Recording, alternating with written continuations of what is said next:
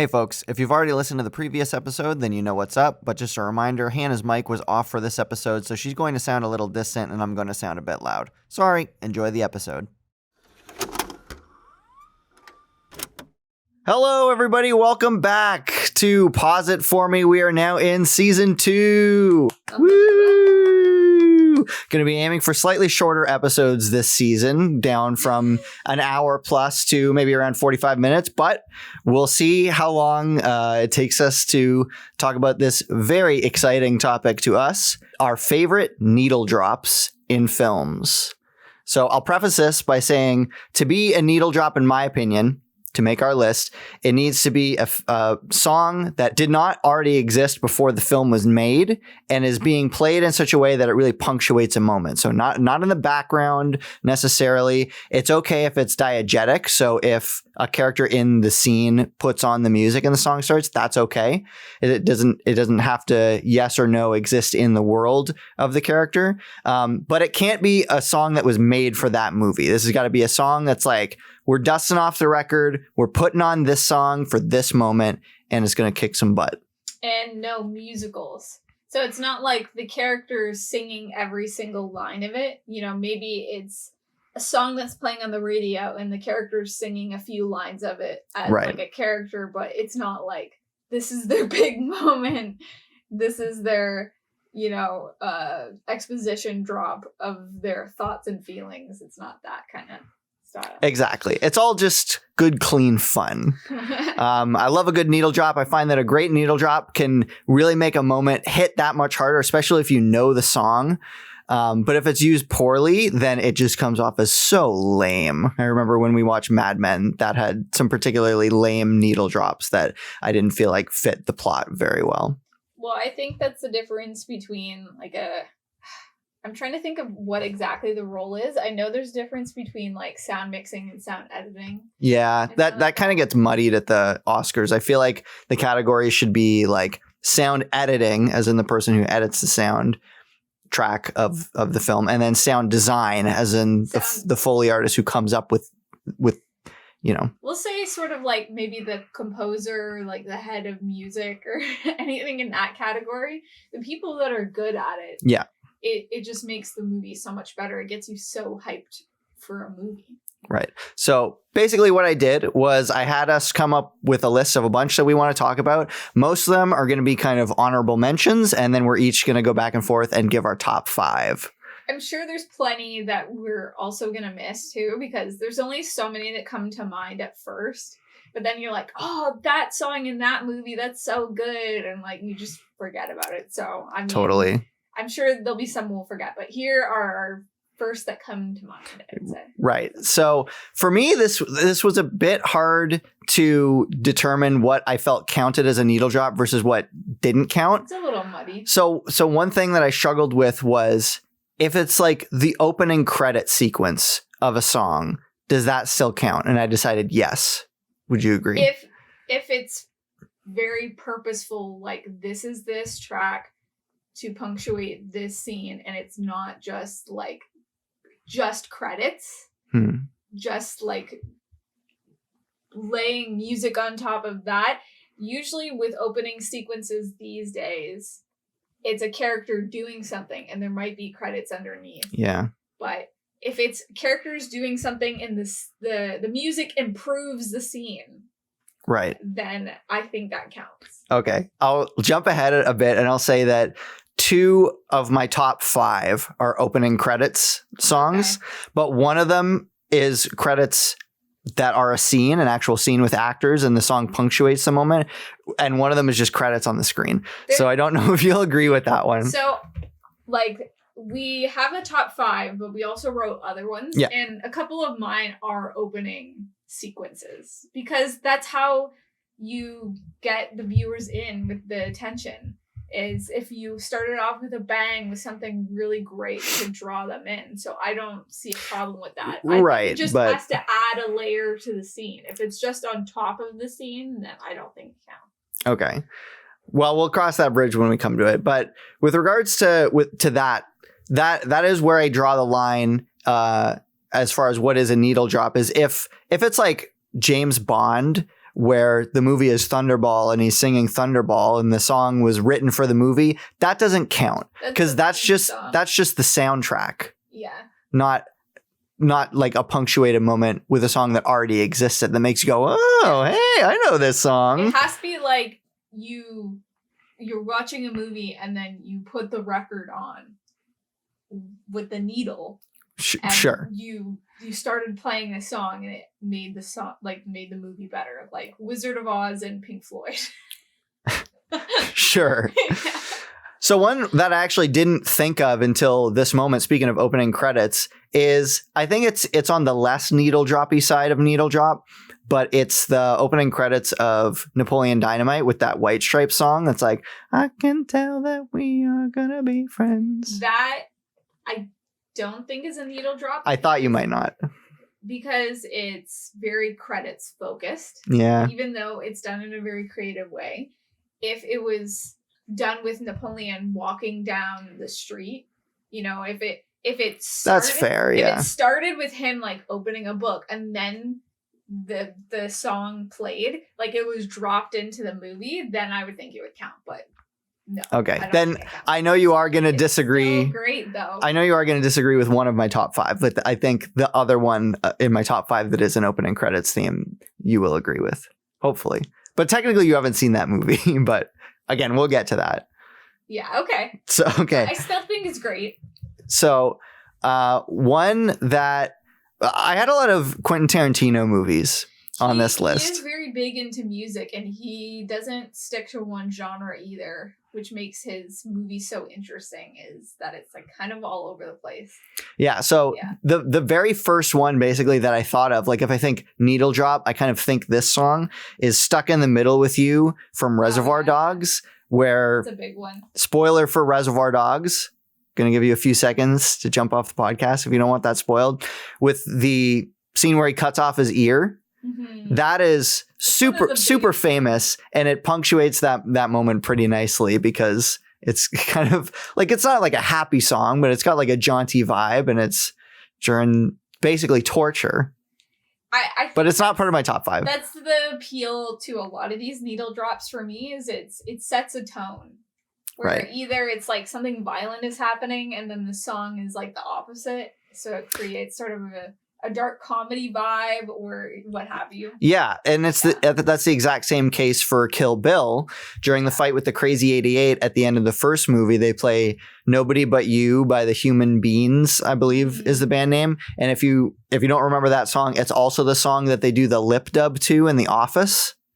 You remember that episode? Yeah. That song is used in Kill Bill. Yeah, exactly. Yeah. So that's during the ninja fight scene. There's the nurse whistling. Yeah. And that's very memorable. And then there's like a theme song.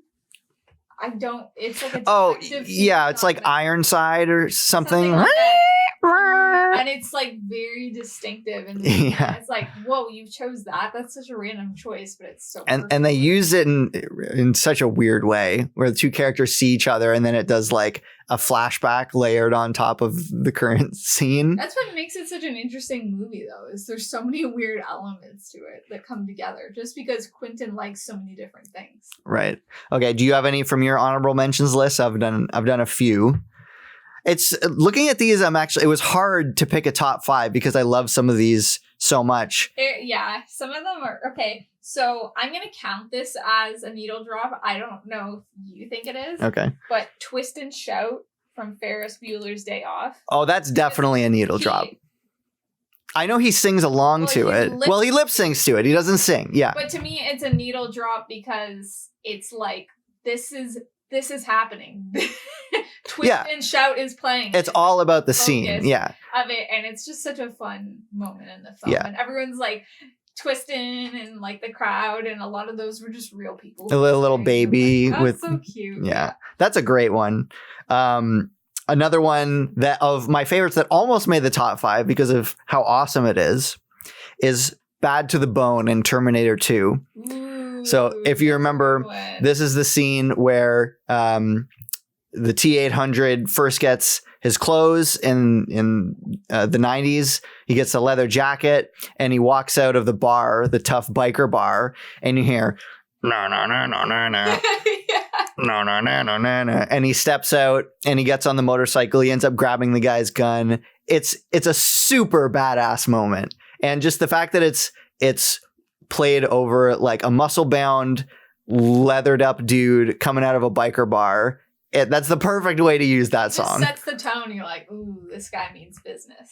Yeah. And so one of my honorable mentions, it's a movie you haven't seen, but it has I haven't seen. It has a similar sort of vibe.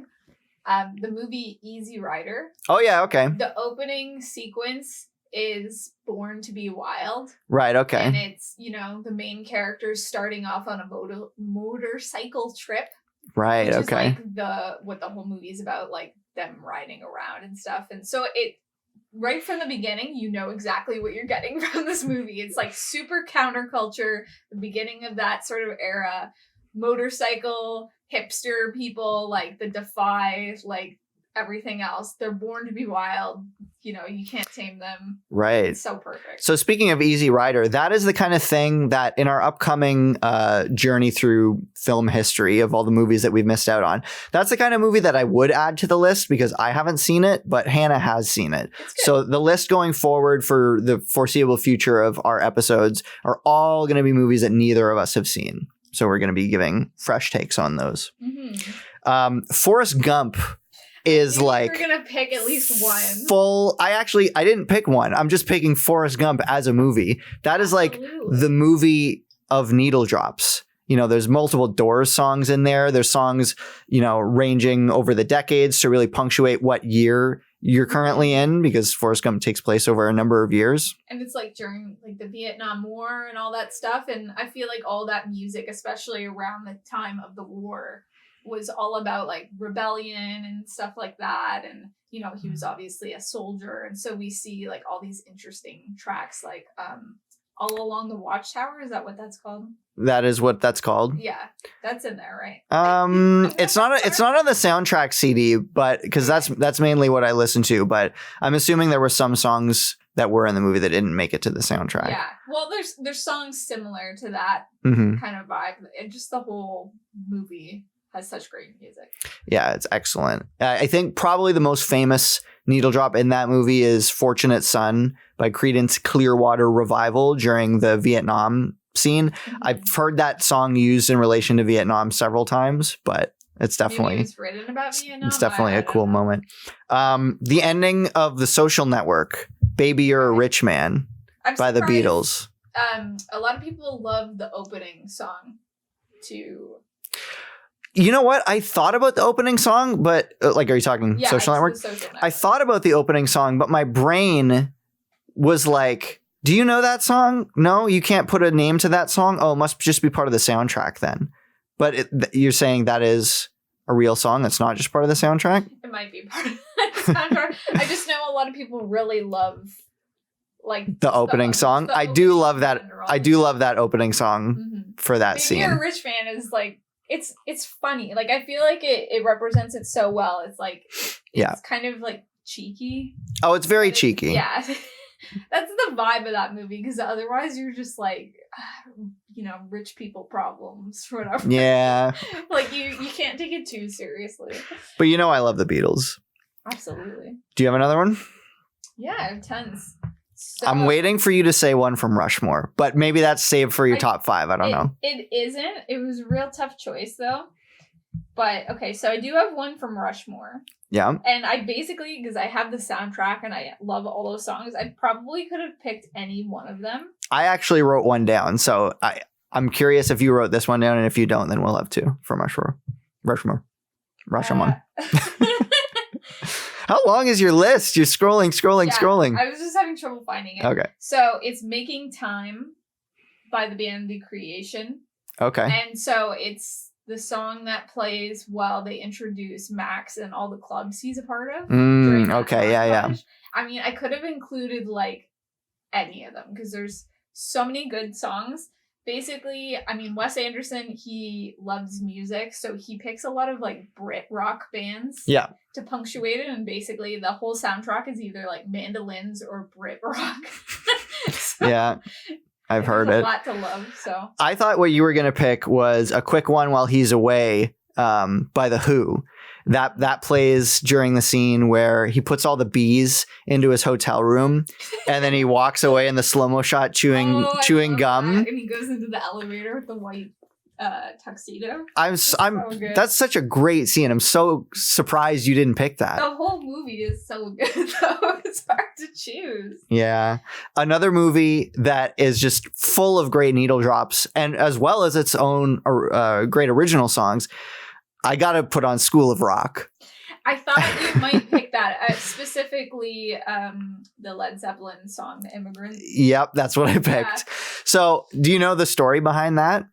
That they used to not license out their songs, but they like beg to have the song. Yeah, there's a DVD bonus feature for School of Rock. It's the cast while they're filming the ending concert scene, and they take a little break from filming, and Jack Black turns to the camera and he records a personal message to Led Zeppelin asking / begging them to use the Immigrant song for the movie. And what's funny about it is he does a little like a cappella of the guitar riff of Immigrant song, but you can tell his voice is like spent from whatever he was filming. So the wail that's like, he does it like really raspy and weird. He's like,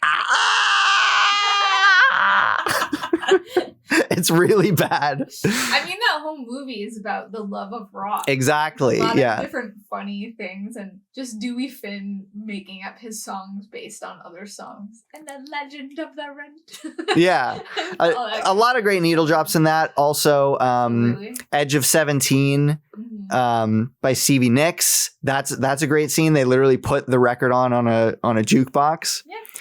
I mean, I almost want to put on when Lawrence is playing "Touch Me" by the Doors on the keyboard, but he's playing the song. They're not putting the song on, so that's yeah. Lawrence, can't you see? You are the master of the keys. Something like that. Wow, that was a good rhyme, even though that's completely not what the line is. There was something to that vibe, though. Speaking of the Doors, you haven't seen this movie, and technically, I haven't seen it either, but I have seen the beginning of it. Okay. And that's Apocalypse Now. I've heard that there's some good needle drops in that. So that movie opens with The End by the Doors. This is the end, beautiful friend. And it's played over footage of like napalm bombs going off, basically. It's really trippy. And so Apocalypse Now is going to be on our list of upcoming movies that we're going to watch for the podcast. Yeah, so I'm excited. For that. I mean, I've heard such mixed things about it. Especially, what's his face's performance in it, that he had to use like cue cards, and that it was just like a terrible experience to be on set. The Godfather. Yeah, The Godfather. Yeah. Yeah. Yeah, I'm going to watch whatever cut of that movie is recommended by my brother because I know there's different cuts of it. There was a new one that released on Netflix. It was like a final director cut. Right. Well, he lent us the Blu-ray. I happen to have it right here. I'm just pulling it out. Yeah. Oh, there goes Assassin's Creed. So that was the old, is it a Criterion copy? Not Criterion, but it says it includes Apocalypse Now Redux, and Hearts of Darkness, which I know you're interested in. Absolutely. Oh, I've heard it's like such an amazing documentary, and I think we're both sort of documentary heads in a way. Right. So look out for that. Maybe we will watch Hearts of Darkness at the same time, but that would probably make for a really long episode if we discussed, a long movie, an already long movie, and then a long documentary. I mean, we don't have to talk about every movie. Right. So one that I was like, oh, this should make my top 5. Yeah. Is I Got You, Babe, from Groundhog Day. And that was really tough to not include it in my top 5. So you didn't include that in your top 5? No, I maybe should have, though. I included that in my top 5. It's so good. It's the ultimate punctuation of the moment, because every time that song plays, in the context of the movie, he's reliving the same day over and over and over again. And when the day begins, you hear that song. So as soon as you hear that song, nothing has changed. He has not progressed. It's the same day. We're back again. It's the exact same thing for Russian Doll. Yeah, with I Gotta Get Up by Harry Nielsen. Yeah. Every time you hear that song, you're like, we're back at it again. And so it's so funny because it's kind of such a happy, simple song, I Got You, Babe. Yeah. It's like the movie is kind of dark. Like, you don't necessarily think it because it's a comedy. It gets But dark, yeah. It gets pretty dark. Like, he kills himself a lot. And he's just, like, killing himself, and the track is playing, and he's, like, breaking the alarm clock. I got you, babe. It's just so good. It's, like, dark comedy at its finest. Yeah, that is a good one. Okay. What you got? Do you want to give another one, or should I give another one? I can give tons. I mean, you stole one of my top fives. You brought it out preemptively. Another one that I had was, you've seen Fight Club, right? Yeah. The end of Fight Club where they play Where Is My Mind by the Pixies. That's pretty classic, while all the buildings are falling. Definitely wouldn't make my top 5, but a great moment nonetheless. I would agree with that. I think Fight Club is a good movie. I think in its day, too many people hyped it up, maybe too many, like, bros were like, yeah, revolutionary, man. But I think it definitely has its place in cinema history. Mm-hmm. So one that didn't make my top 5, but I wanted to put it on my top 5, was These Boots Are Made for Walking by Nancy Sinatra and Full Metal Jacket. Oh, that's a really good one. I know! Because that movie is, like, 2 different movies. Yeah. So you have, like, the boot camp. Boots Are Made for Walking, boot camp. Oh, There's the bridge. I honestly didn't even think about that. That makes so much sense. Yeah. So you have, like, the boot camp stuff, which is kind of, like, grim. And then it's like... And then the Vietnam stuff, which isn't grim at all. It's grim in a different way. Yeah, go ahead. So that song plays, like, right when they get to Vietnam. Yeah. It's like right when the movie changes over from one half to the other half. Yeah. And so it's a really great, like, it punctuates the moment. It punctuates the moment perfectly. It starts off, it's like a good bookend and a book beginning yeah. to the new section of the film. And it's, you know, it's of the era, and it sets the tone of Vietnam. Yeah. And it's somewhat of a lighthearted second half, despite, I mean, there's a lot going on, but I think boots fit for that. Yeah, I don't know. and it is a kick-ass song. Yeah. I'm actually, I might switch out from my top 5. The opening credits one that I know you're going to disagree with. I'm gonna say this would replace that if I were to take that one out. Okay, sure. Another David Fincher needle drop. This one, I don't know if it's as universally agreed that it's a great needle drop, but it's the end of the movie when they play Hurdy Gurdy Man. And when I was looking this up, what I found was it plays at the beginning of the movie as well, but I don't remember that one as much. I remember playing it as they cut to closing credits. And it's just such a chilling yet somewhat comforting song to close out on, because the very end of that movie, spoilers for Zodiac.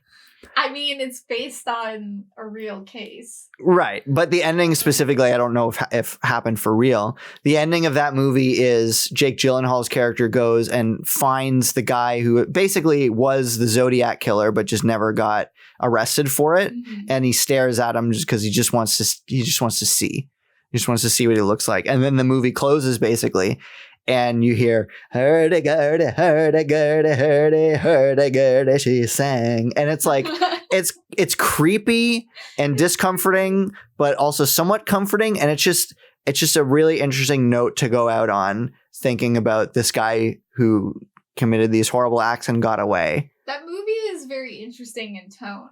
Mm-hmm. Like, it's definitely about murders, but I feel like the way they go about telling the tale, it's definitely more about, like, trying to solve the crime and everything, and it's a little more lighthearted than it could be. I think they only really show like 2 of the murders. You don't need to. That's the way I feel. Is, you know, I'm a big true crime fan, and I like to hear about cases and, you know, having them solved and figuring things out. You don't need to go into, like, such explicit detail all the time if it's not important. Mm-hmm. That's how I feel anyways.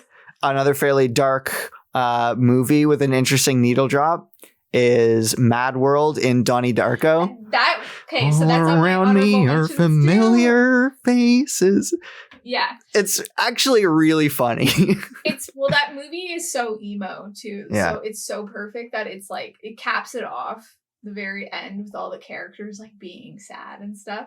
Another great one is Tears for Fears. I think Head Over Heels. Is that in that movie? Or It might be. Is it Everyone Wants... It's definitely a Tears for Fears song is another great one in that movie. I would guess it might be Head Over Heels, just because that song has a little more sad of a tinge to it, whereas Everybody Wants to Rule the World feels a little more happy. That's true. Yeah, and I think it makes sense for Jake Gyllenhaal's character because he like falls for this girl. So contextually, it makes sense. Mm-hmm. So you got another one for me? That was on my list as well. On your honorable mentions, not your top 5. Have we Okay. made it to any of your top 5 yet?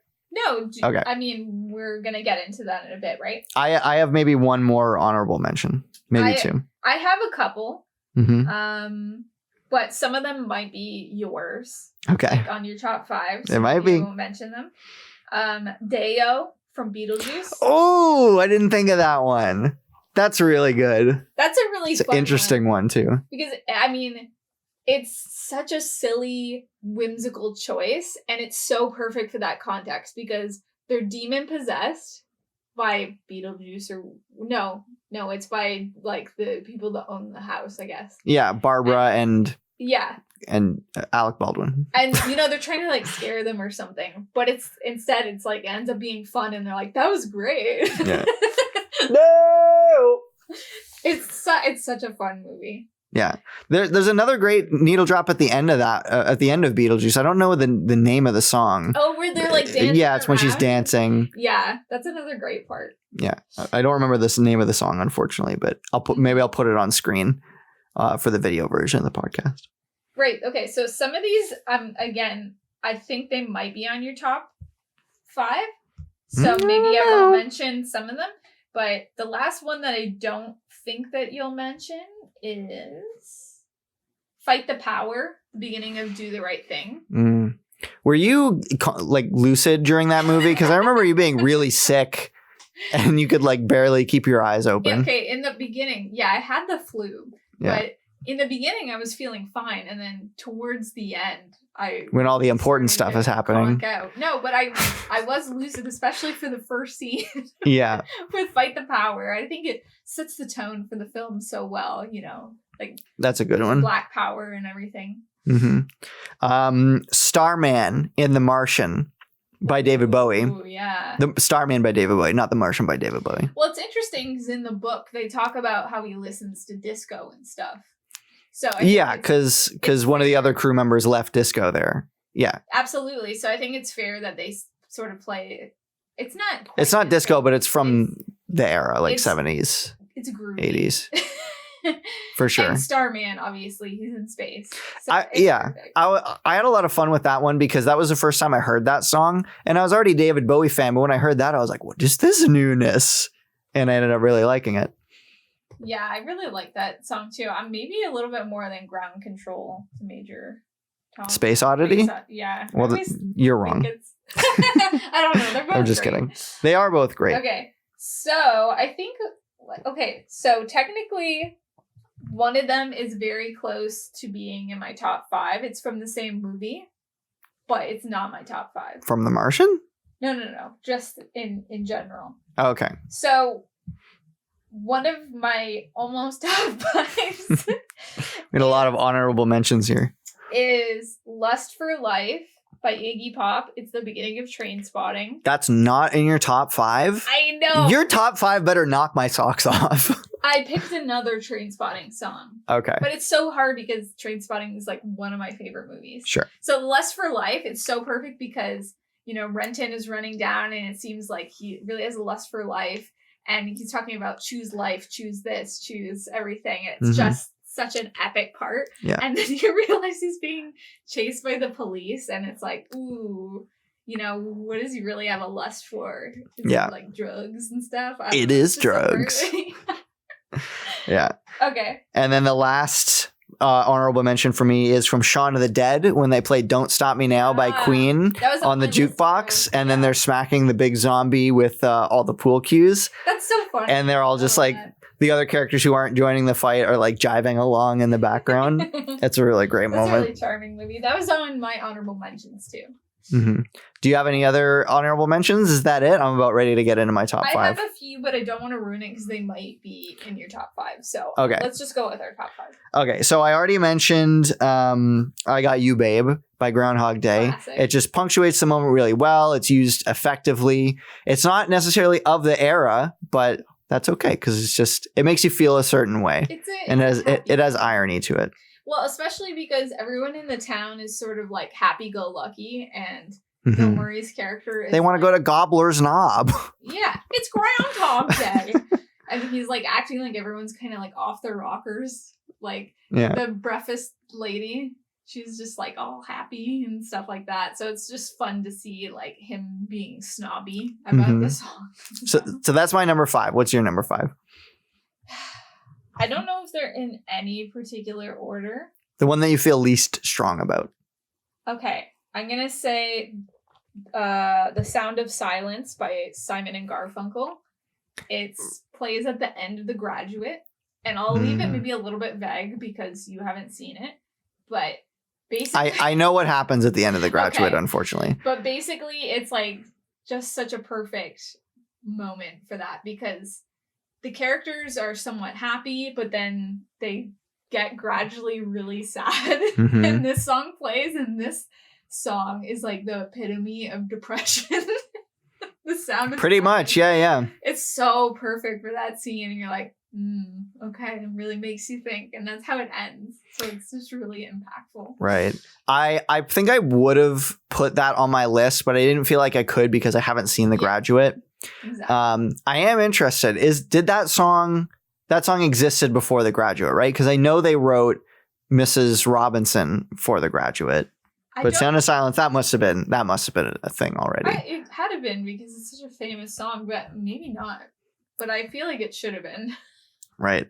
Okay, my number 4 is going to be, this is the opening credits song that I think you won't think necessarily is a needle drop, but I think it kicks ass nonetheless. Okay. Is Miserlou from Pulp Fiction at the beginning. Well, it's such a famous song. Like, as soon as you hear it, you're like, oh, that's the Pulp Function. Pulp Fiction's like theme song, basically. Yeah, but it happens over opening credits that are just text, so there isn't really a scene. But it really does punctuate the moment of like right after. It sets the tone. It sets the tone really well. It gets you hyped. Right after Pumpkin and Honey Bunny start the robbery, it's like, bam, like right into it. It does punctuate the moment, but I see what you're saying. I think it is a needle drop though, because the scene is first, right?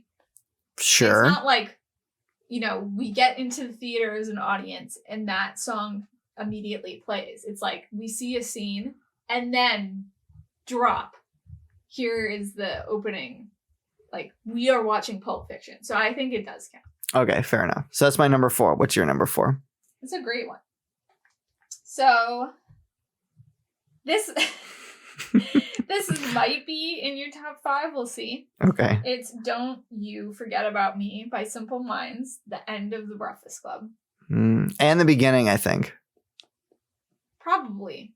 Maybe just an instrumental version. Maybe. But I'm certain it plays at the beginning and the end. Much more impactful at the end. Yeah.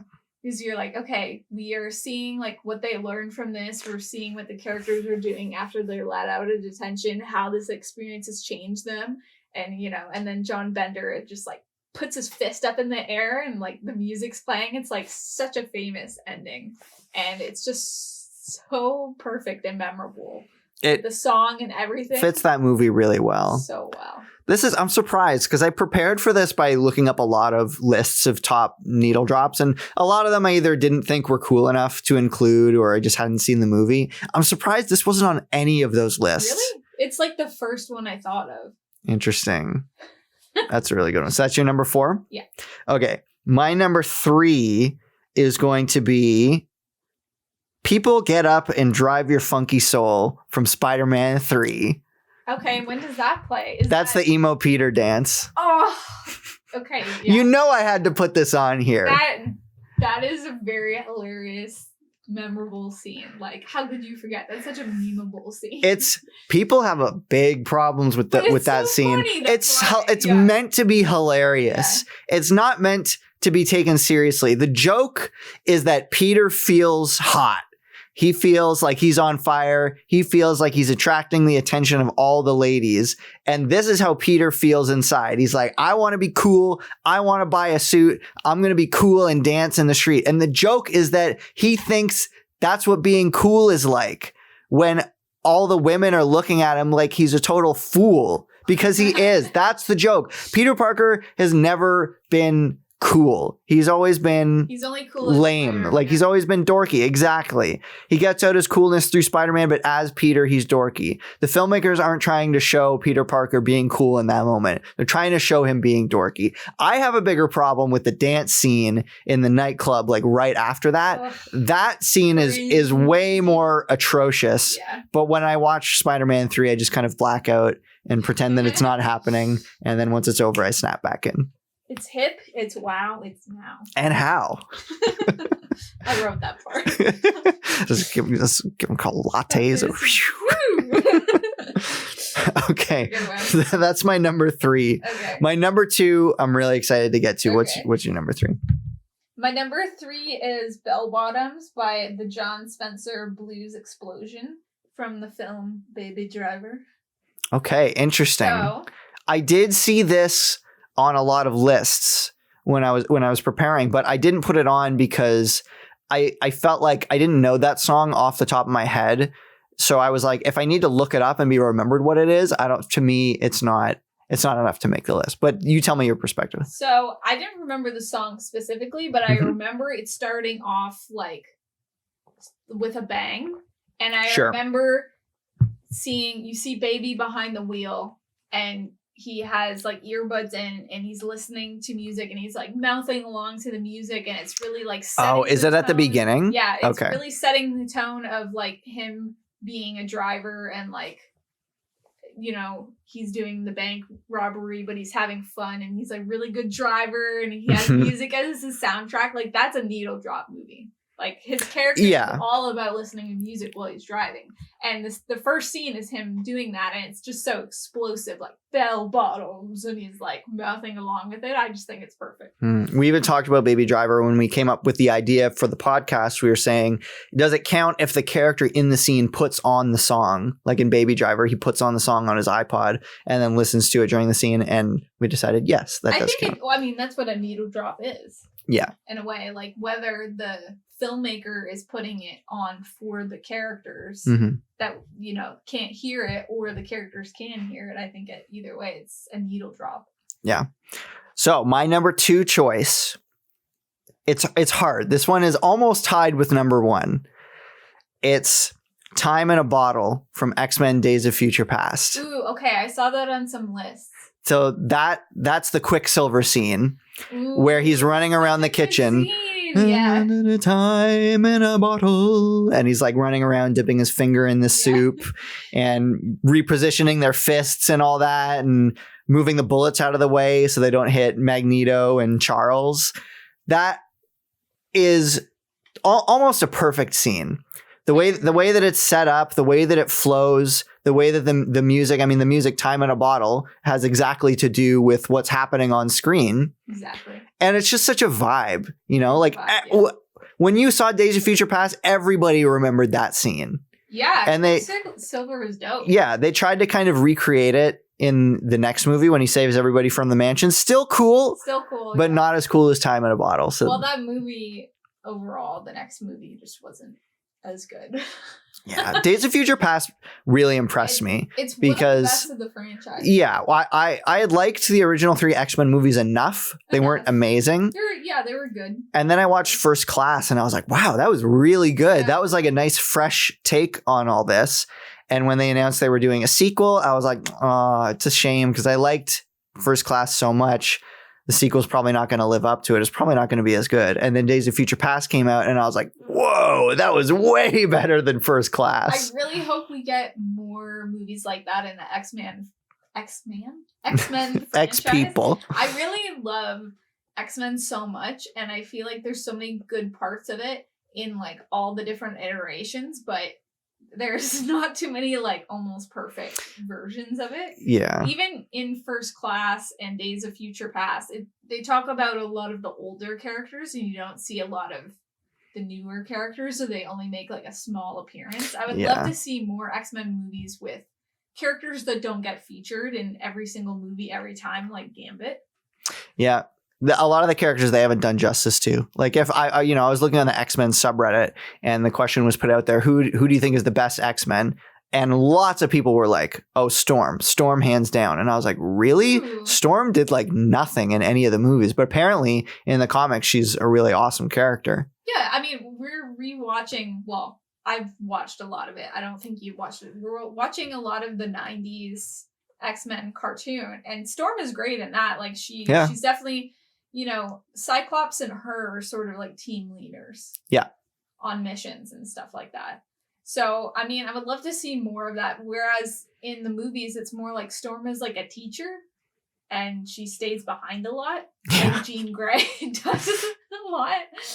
Yeah. I'd love to see more redemption for Rogue in some of the newer movies, but we're getting off. Yeah, maybe we'll do a whole X-Men podcast because we're watching through it right now, and I can't help but notice you're wearing an X-Men t-shirt. So we're all thinking about X-Men. It's all on the mind. Yeah. So that was my number 2, Days of Future Past, Time in a Bottle. What's your number 2? My number 2 is Needle in the Hay by Elliott Smith, Royal Tenenbaums. Okay. So describe that to me. I've seen Royal Tenenbaums, but I can't place exactly. So there's a couple scenes that people feel are needle drop worthy in that movie. Like Luke Wilson meeting Margot at the bus. When she comes off the bus in slow motion. But not that Yeah. one.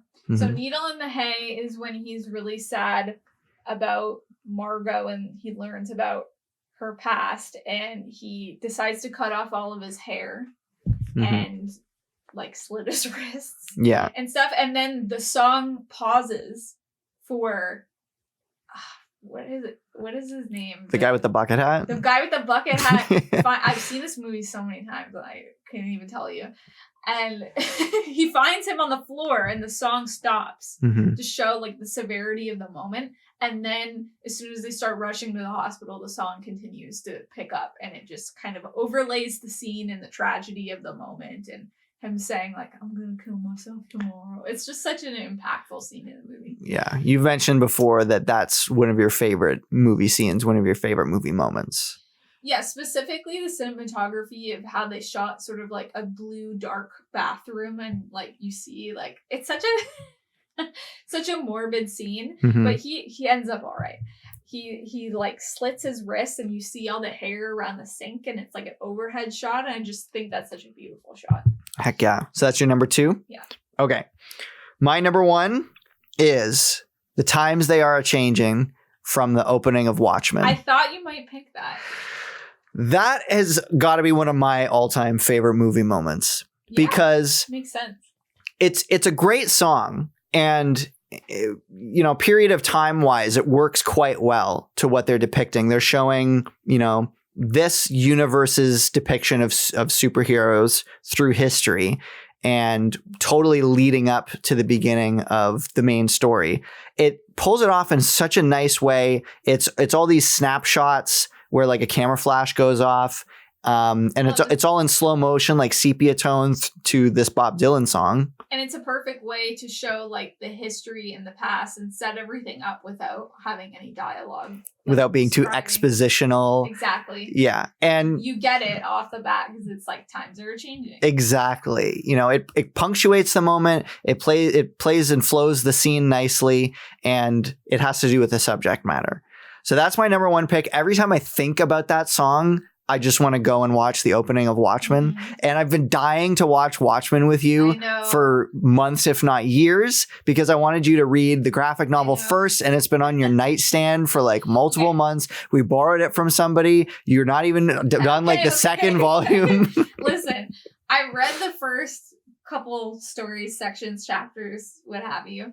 And I was saying to him, like, I'm having a hard time following. I'm not really sure. And you're like, well, nothing's really happened yet. Yeah.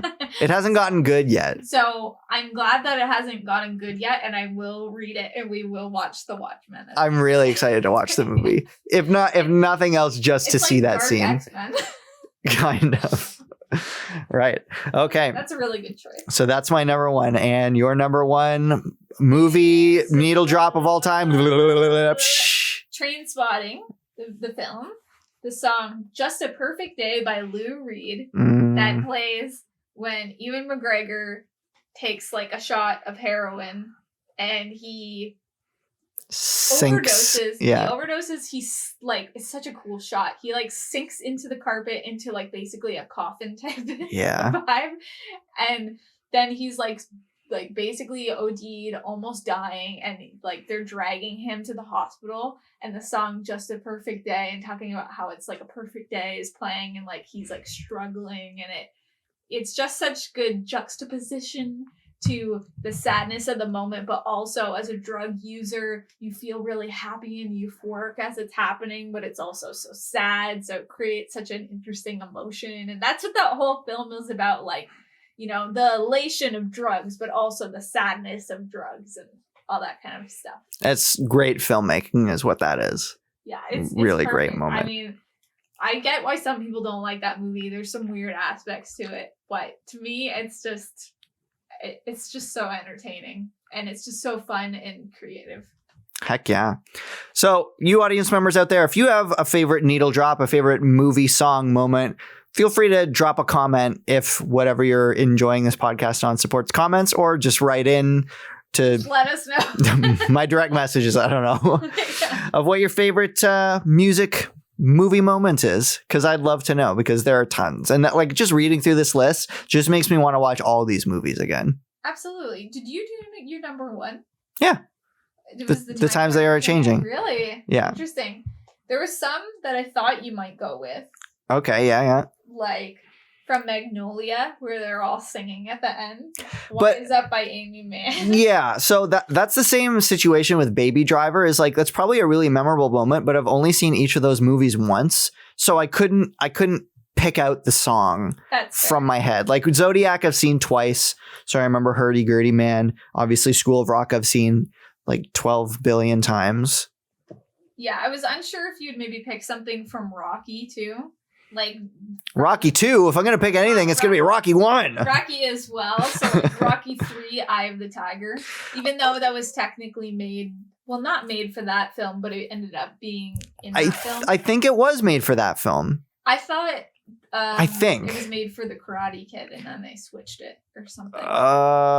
Did they? Well, Karate Kid used another song by Survivor. They used "You're the Best Around." How could I forget? I feel like they were both written at the same time. Probably, yeah. Switched because it was the same director. Well, I guess my point was like that song debuted alongside that movie. So it didn't count. I feel like it's a great moment though. Yeah. The Tiger. Well, Gonna Fly Now is the Rocky theme from the first movie, and that again was written for Rocky. So to me, it doesn't count. One of my favorite songs of the Rocky franchise is it number 4? Okay. Where Creed is like all hyped and thinks he's gonna beat the Russian guy, and he's like doing "Living in America, I'm the king of America."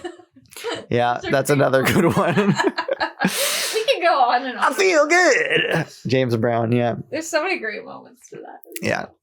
Right on. Well, thanks so much for listening. Catch you in the second episode of Pause It For Me Season 2, where we're going to start our trip down film history with Metropolis from 1927. Very exciting. All right. See you then.